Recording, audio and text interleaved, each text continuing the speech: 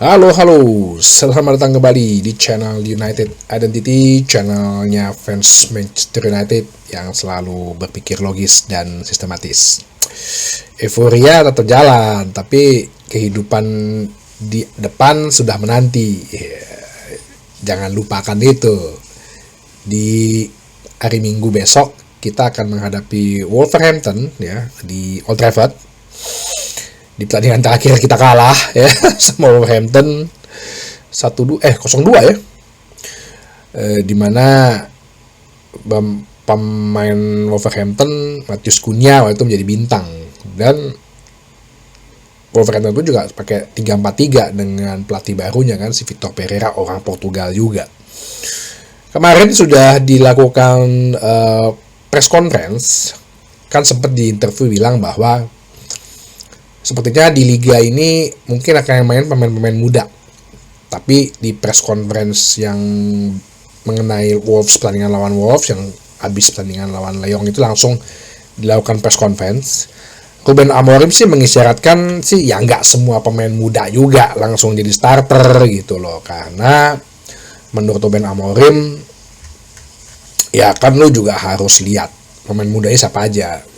Terlebih ya pemain muda yang ada dari kita mainkan kan sebenarnya lebih kepada sisi urgensinya kan, daruratnya lah, karena banyak pemain senior yang cedera. Jadi kayak pemain-pemain kayak Harry Amas ya, ini mungkin clue ya dari dia ya, atau Chido Obi Martin yang bermain bagus, nah itu bisa mungkin. Tapi kalau kayak Eden Haven kan dia main bagus tapi baru cedera, ya susah juga kalau untuk dipaksakan main gitu.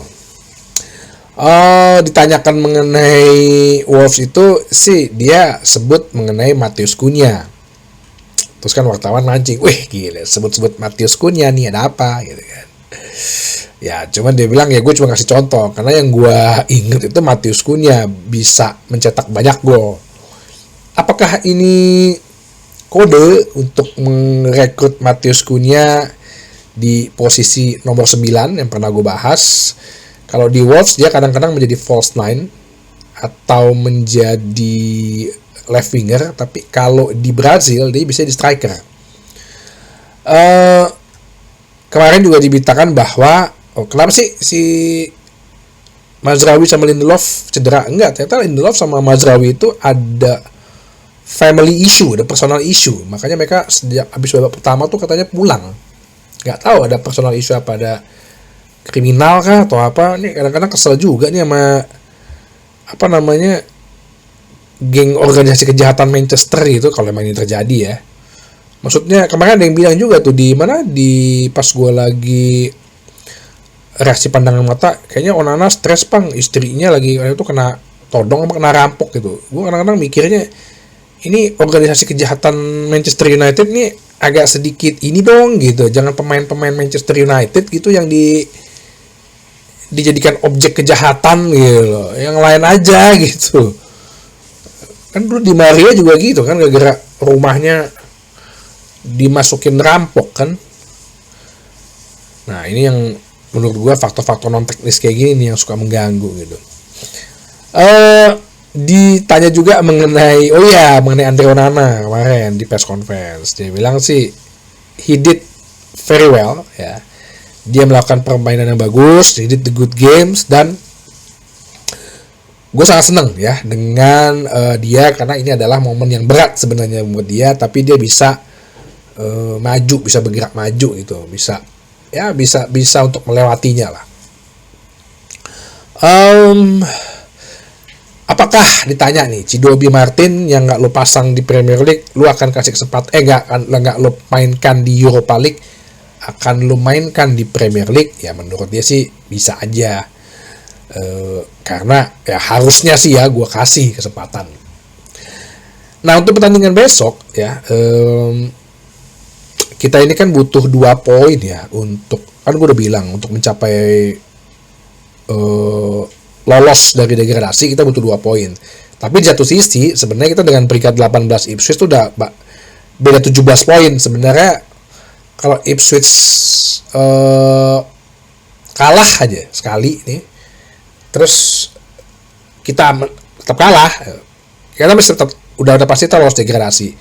atau Ipswich ini menang, kita juga kita menang, atau Ipswich imbang kita menang, udah pasti kita lolos dari degradasi. Ya udah pastilah, kita hanya butuh 2 poin kok. Kan untuk lolos dari degradasi itu hanya kita butuh 40 poin. Jadi ya udah, peringkat 17 sama peringkat 15 kan sama aja. Peringkat 17 sama peringkat 13 kan sama aja. Nggak lolos ke Europa League, tapi dengan kita bisa memenangkan Europa League, kunci ke kompetisi Champions League kita udah pegang. Nah itu ya makanya gue bilang, ini kita hanya melewati 3 pertandingan lagi nih untuk merebut piala. Sedangkan di Liga 6 pertandingan lagi, ya dimana ya kalau 1 lo menang aja, habis itu lo pasrah ibaratnya gitu ya. Ya Ruben Amorim udah kasih kode, ya lo fans paham gak? Kalau gue sih sebagai fans, saya paham-paham aja gitu loh. Ya mau di peringkat 17, ya udah, tapi kan juara Europa League. Itu kan yang jadi counternya gitu kalau kita dibanter sama orang-orang. Gue coba lihat juga squad tim muda. Sebenarnya waktu kemarin lawan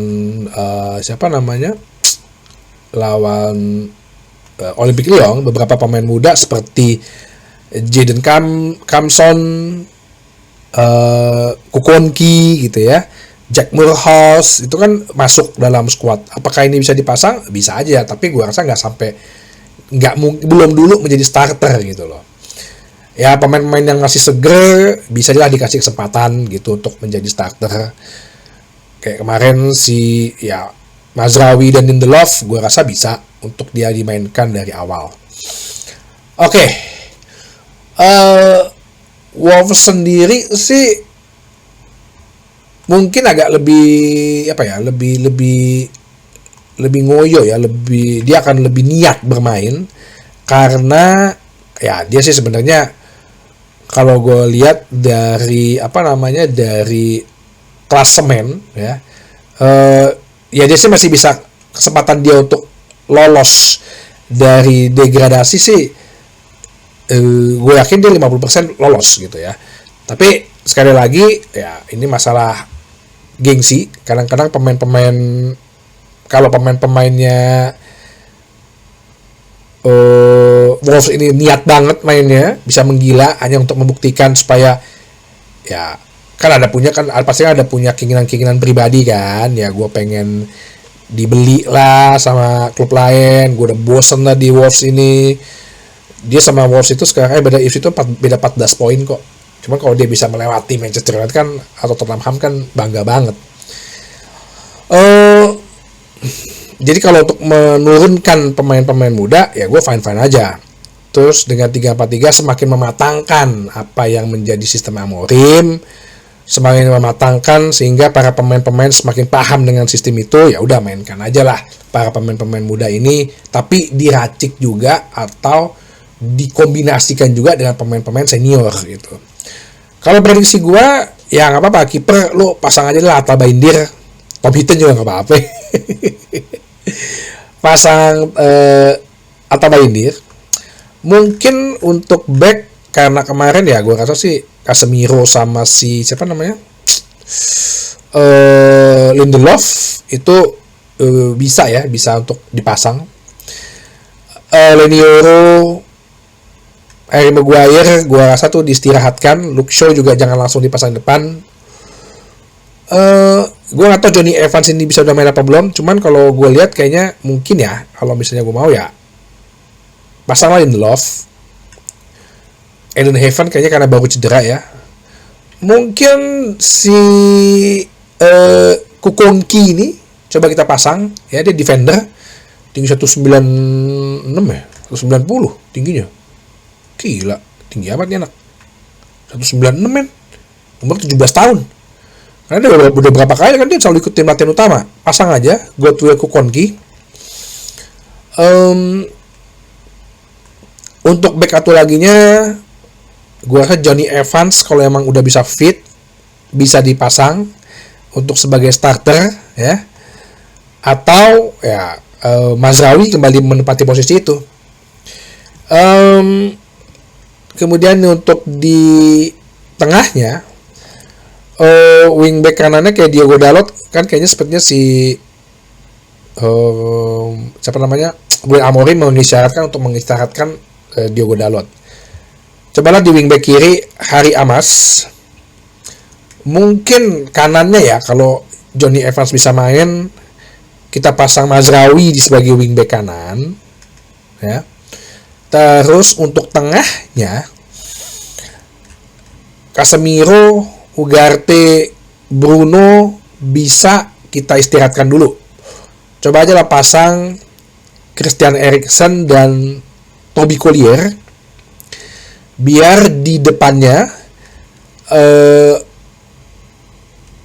si Chidobe Martin, Kobbie Mainoo, Garnacho, lo kasih lah kesempatan tuh Garnacho lah ya, supaya dia kan kayaknya kalau lawan tim-tim yang agak di bawah gitu kan, dia bisa step up tuh ya. Kalau kayak Jack Murhos gitu-gitu bisa juga lah. Jadi depannya Kobbie Mainoo, Garnacho sama Chidobe Martin. Højlund ya dicadangin dulu lah, mungkin dia butuh refreshing kan, atau mungkin ya Garnacho, tapi kayak Garnacho kayak lagi berantem apa sama si ini ya, sama si siapa namanya, Højlund ya, gak pernah dikasih tuh bola.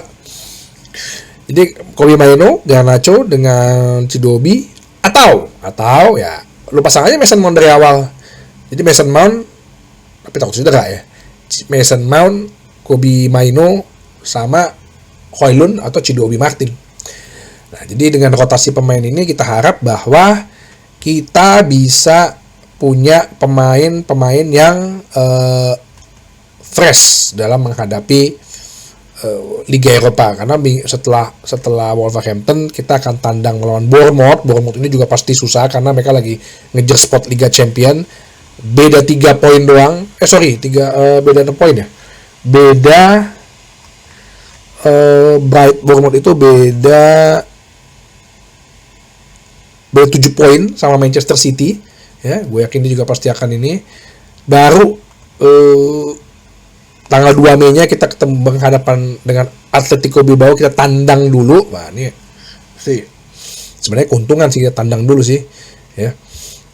Asal jangan kita kalah di leg pertama. Terus kemudian melawan Brentford, terus baru tanggal 9 Mei-nya kita melawan Atletico Bilbao di leg kedua. Gue berharap sih dengan walaupun pemain muda, tapi yang penting mereka mau aja ngikutin apa yang diinginkan oleh Ruben Amorim. Untuk skor sih ya kalau bisa menang gitu bagus, 2-1 gitu atau 0 gitu. Tapi kalau misalnya kalah jauh juga kayaknya agak terobati sih sama kemenangan kemarin 5-4 ya. Jadi nggak begitu terlalu kecewa atau marah-marah gitu, karena rasa bahagianya masih di bawah sampai sekarang. Oke? Jadi itu aja, sampai ketemu lagi di bahasan berikutnya di channel United Identity, channelnya fans Manchester United yang selalu berpikir logis dan sistematis. Terima kasih.